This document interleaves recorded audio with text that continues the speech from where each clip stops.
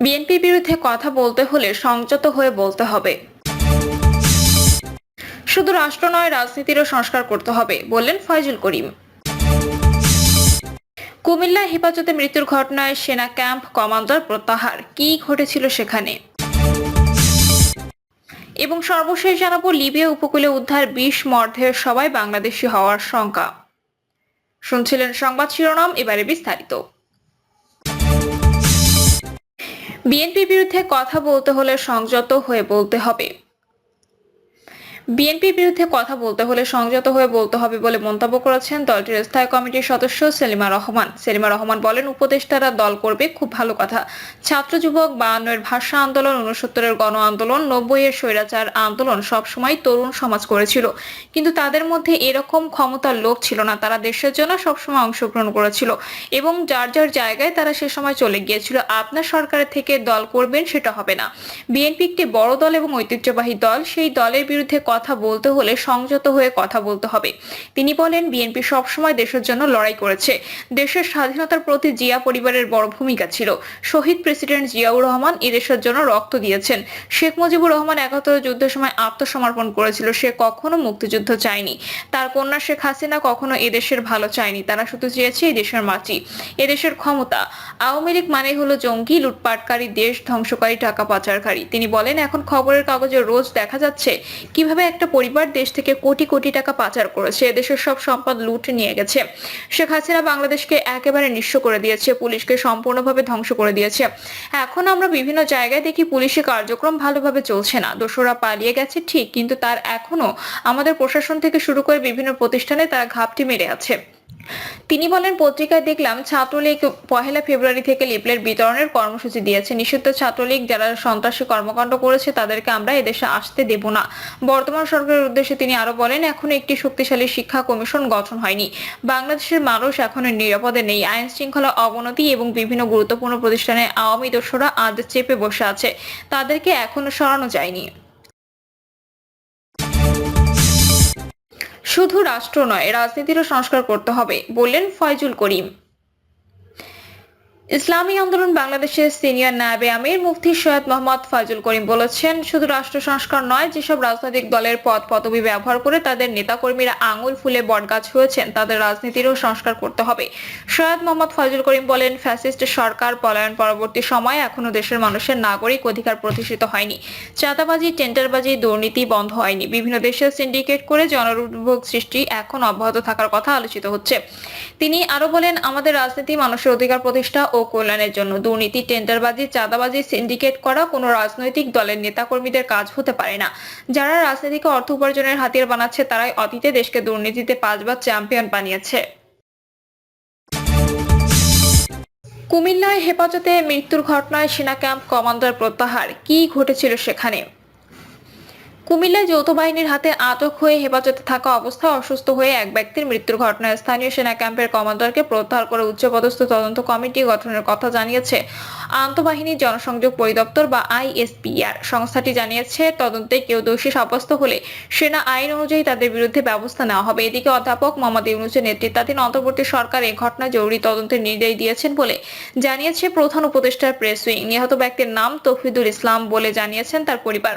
তবে আইএসপিআর এর বিজ্ঞপ্তিতে তার নাম তৌহিদুর রহমান উল্লেখ করা হয়েছে। সরকারের বিবৃতিতেও তার নাম তৌহিদুল ইসলাম বলা হয়েছে। নিহত তৌহিদুল ইসলাম কুমিল্লা আদর্শ সদর উপজেলার পাঁচথুবি ইউনিয়ন যুবদলের আহ্বায়ক ছিলেন বলে জানিয়েছেন তার বড় ভাই আবুল কালাম আজাদ। আবুল কালাম আজাদ জানিয়েছেন, যৌথ বাহিনীর পক্ষ থেকে কুমিল্লায় তাদের পরিবারের সঙ্গে যোগাযোগ করে ঘটনার জন্য দায়ীদের সেনা আইনে বিচারের অঙ্গীকার করা হয়েছে। এদিকে যৌথ বাহিনীর হাতে আটকের পর মারা যাওয়ার ঘটনার প্রতিবাদে স্থানীয়রা শনিবার দুপুরে বিক্ষোভ মিছিল ও মানববন্ধন কর্মসূচি পালন করেছে। সামাজিক মাধ্যমে ওই ঘটনা নিয়ে তীব্র প্রতিক্রিয়া দেখা দিয়েছে। অনেকে একে বিচার বহির্ভূত হত্যাকাণ্ড উল্লেখ করে দায়ীদের দৃষ্টান্তমূলক শাস্তি চেয়েছেন। ওদিকে নিহত তৌহিদুর রহমানের পোস্টমর্টেম শেষ হয়েছে এবং শনিবার বিকেলেই তার জানাজা ও দাফন হওয়ার কথা রয়েছে বলে জানিয়েছেন তার ভাই। কুমিল্লার পুলিশ সুপার মোহাম্মদ নাজির আহমেদ খান জানিয়েছেন, নিহত তৌহিদুল ইসলামকে পুলিশ অসুস্থ অবস্থায় পেয়েছিল। অসুস্থ অবস্থায় পেয়ে দ্রুত হাসপাতালে নিয়ে গেছে। সেখানকার চিকিৎসক তাকে মৃত ঘোষণা করেছেন। এখন পোস্টমর্টম রিপোর্ট পেলে মৃত্যুর প্রকৃত কারণ পাওয়া যাবে বলছিলেন তিনি জানান, শুক্রবার বেলা 11টার দিকে যৌথ বাহিনীর পক্ষ থেকে থানা পুলিশকে জানানো হয়। এরপর পুলিশ যখন তাকে গ্রহণ করে তখন তিনি অসুস্থ ছিলেন। পুলিশের মধ্যে যারা তৌহিদুল ইসলামকে সেনা সদস্যদের হাত থেকে গ্রহণ করেন তার মধ্যে ছিলেন স্থানীয় কোতোয়ালি থানার একজন পুলিশ কর্মকর্তা মোহাম্মদ মোর্শেদ আলম। তিনি জানিয়েছেন, সেনা সদস্যদের হাত থেকে তৌহিদুল ইসলামকে যখন নিজেদের কাছে নেন তখনও তার জ্ঞান ছিল, কিন্তু কয়েক মিনিটের মধ্যেই তিনি জ্ঞান হারান। আমরা দ্রুত তাকে কুমিল্লা সদর হাসপাতালে নিই, সঙ্গে সঙ্গে পরিবারের সঙ্গে যোগাযোগ করি। সেখানকার চিকিৎসকরা তাকে দ্রুত কুমিল্লা মেডিকেল কলেজ হাসপাতালে নেওয়ার পরামর্শ দিলে সেখানে নিয়ে যাই ও পরিবারের সদস্যদের সেখানে আসতে বলি। সেখানেই ডাক্তার তাকে মৃত ঘোষণা করেন বলছিলেন তিনি। পরিবারের সদস্য হিসেবে সেখানে ছিলেন তার বড় ভাই আবুল কালাম আজাদ। মিস্টার আজাদ বিবিসি বাংলাকে বলেছেন, হাসপাতালে তার ভাইয়ের শরীরে নির্যাতনের চিহ্ন ছিল স্পষ্ট। তাকে নির্যাতন করে হত্যা করা হয়েছে। মৃতপ্রায় অবস্থায় পুলিশের হাতে তুলে দেওয়া হয়েছিল। আমরা এর দৃষ্টান্তমূলক বিচার চাই বলছিলেন তিনি। এক প্রশ্নের জবাবে তিনি জানান, তাদের বাবার মৃত্যুর খবর পেয়ে রবিবার তার ভাই চট্টগ্রাম থেকে বাড়িতে এসেছিলেন। তিনি সেখানে একটি বেসরকারি কোম্পানিতে চাকরি করতেন, রাজনীতি করত। আওয়ামী লীগ আমলে এলাকায় থাকতে পারতো না, চট্টগ্রাম গিয়ে চাকরি করত, সেখান থেকে এসেছিল। বৃহস্পতিবার রাতে বাবার কুলখানির আয়োজন নিয়ে কাজ করছিলাম আমরা। মধ্যরাতে সেনা সদস্যরা 4 জন সিভিল লোকজন সহ এসে তাকে নিয়ে যায় বলছিলেন নিহত তৌহিদুল ইসলামের বড় ভাই আবুল কালাম আজাদ। তিনি জানান, সেনা সদস্যরা বাড়িতে ঢুকে তৌহিদকে আটক করেন, পুরো ঘরে তল্লাশি করেন। এক পর্যায়ে গাড়িতে করে আমার ভাইকে নিয়ে যায়, শুধু বলেছে নির্দোষ হলে ফেরত দিয়ে যাবে। শুক্রবার সকালেও সেনাবাহিনী আমাদের বাড়িতে এসে তল্লাশি করে, কিন্তু শেষ পর্যন্ত তারা লাশটা দিল। নিহত তৌহিদুল ইসলাম বিবাহিত 4 কন্যা সন্তানের জনক। পরিবারের 4 ভাই ও 3 বোনের মধ্যে তিনি ছিলেন পঞ্চম। তার মা আগেই মারা গিয়েছিলেন। আমার ভাই রাজনীতি করত, কিন্তু তার নামে কোনো অভিযোগ নেই, কোনো মামলাও ছিল না। বিএনপি রাজনীতি করত বলছিলেন আজাদ। তার অভিযোগ, শুক্রবার সকালেও যখন সেনা সদস্যরা তল্লাশিতে আসেন তখন তৌহিদুলকে গাড়িতেই রাখা হয়েছিল। পরিবারের সদস্যদের অভিযোগ, তারা হাসপাতালে তৌহিদুল ইসলামের শরীরের বিভিন্ন অংশে জখমের চিহ্ন দেখতে পেয়েছেন। শুক্রবার যৌথ বাহিনী হেফাজতে নির্যাতনে তার মৃত্যুর খবর ছড়িয়ে পড়লে এলাকায় উত্তেজনা দেখা দেয়।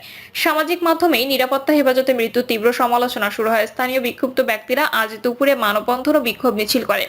সকাল 10টার দিকে ইটাল্লা গ্রামের মৃতদেহবাহী গাড়ি নিয়ে মানববন্ধন কর্মসূচি পালন করে গ্রামবাসী। পরে দুপুর 12টার দিকে কুমিল্লা প্রেস ক্লাবের সামনে আরেকটি মানববন্ধনে তার পরিবার ও এলাকাবাসী অংশ নেয়। সেই কর্মসূচিতে অংশ নেওয়া তৌহিদুল ইসলামের চাচাতো ভাই আনোয়ার হোসেন জানান, ঘটনাটি নিয়ে এলাকায় তীব্র প্রতিক্রিয়া হওয়ার পর সেনাবাহিনীর পক্ষ থেকে পরিবারের সাথে যোগাযোগ করে দায়ীদের সেনা আইনে বিচারের কথা জানিয়েছে। এছাড়া স্থানীয় বৈষম্য বিরোধী ছাত্র আন্দোলনের একজন সমন্বয়কের মাধ্যমে নিহতের পরিবার ও এলাকাবাসীকেও ঘটনার বিচারের আশ্বাস দেওয়া হয়েছে বলে তিনি জানান। আইএসপিআর তাদের সংবাদ বিজ্ঞপ্তিতে জানিয়েছেন, গত 31শে জানুয়ারি 2025 আনুমানিক 3 ঘটিকার সুনির্দিষ্ট অভিযোগের ভিত্তিতে যৌথ বাহিনীর অভিযান কুমিল্লার আদর্শ সদর উপজেলা হতে আটককৃত মোহাম্মদ তৌহিদুল রহমান একই দিন 1230 ঘটিকায় কুমিল্লা মেডিকেল কলেজ হাসপাতালে মৃত্যুবরণ করেন। এই অনাকাঙ্ক্ষিত ও দুঃখজনক ঘটনাটি তদন্তে যথাযথ পদক্ষেপ গ্রহণ করা হয়েছে। ইতিমধ্যে উক্ত সেনা ক্যাম্পের ক্যাম্প কমান্ডারকে তাৎক্ষণিকভাবে প্রত্যাহার করা হয়েছে। এছাড়াও মৃত্যুর সঠিক কারণ উদ্ঘাটনের জন্য একটি উচ্চ পদস্থ তদন্ত কমিটি গঠন করা হয়েছে। তদন্তে দোষী সাব্যস্ত ব্যক্তিদের বিরুদ্ধে সেনা আইন অনুযায়ী যথাযথ আইনানুগ ব্যবস্থা গ্রহণ করা হবে। কিন্তু এই বিজ্ঞপ্তিতে আইএসপি এর সুনির্দিষ্ট অভিযোগের ভিত্তিতে আটকের কথা বললেও অভিযোগগুলো কি তা উল্লেখ করেনি। তবে স্থানীয় কয়েকজন জানিয়েছেন, ইটাল্লা এলাকায় তাদের পৈতৃক সম্পদ নিয়ে অনেকদিন ধরেই বিরোধ চলছিল। আরো কয়েকজনকে নিয়ে তৌহিদুল ইসলাম সেখানে গিয়েছিলেন। তাদের দাবি, এ ঘটনার পর একটি পক্ষ সেনা ক্যাম্পে অভিযোগ করার পর যৌথ বাহিনী অভিযান চালায়। এরপরই তাকে আটক করে বিভিন্ন জায়গায় রাতেই অস্ত্র উদ্ধারের অভিযান চালানো হয়। সম্ভবত ওই সময় জিজ্ঞাসাবাদের সময় করা নির্যাতনের কারণে তিনি প্রাণ হারিয়েছেন। নাম প্রকাশ না করার অনুরোধ করে বলেছেন স্থানীয় এক ব্যক্তি। তবে তৌহিদুল ইসলামের ভাই আবুল কালাম আজাদ বলেছেন, সেনা সদস্যরা তাদের ঘর তল্লাশির সময় বারবার জিজ্ঞেস করেছে অস্ত্র কোথায়। তারা অস্ত্র খুঁজছিলেন। তাদের সঙ্গে 4 জন সিভিল লোক ছিল। এক পর্যায়ে আমার ভাইকে নিয়ে যায়। সেনাবাহিনীর বাইরে সে বেসামরিক যারা জড়িত, যারা সেনাবাহিনীকে মিথ্যা তথ্য দিয়েছে তাদেরও খুঁজে বের করতে হবে। প্রিয় দর্শক, এই ছিল এখনকার সর্বশেষ সংবাদ। আপডেট সব সংবাদ পেতে চ্যানেলটি সাবস্ক্রাইব করে বেল আইকনটি ক্লিক করে রাখুন।